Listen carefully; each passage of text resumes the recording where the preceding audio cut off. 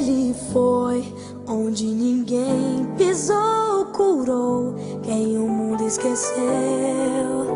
Chorou lágrimas de um fiel, moveu terra e céu.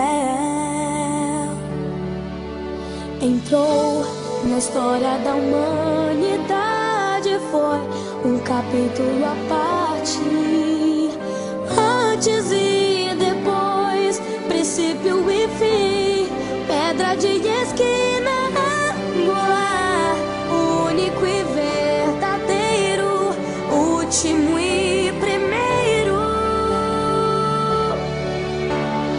Pra pagar o preço pelos meus pecados, foi traído, transpassado, crucificado. O rei despiu-se da glória no corpo mortal, pra me fazer imortal. Sua glória transcende o que é natural.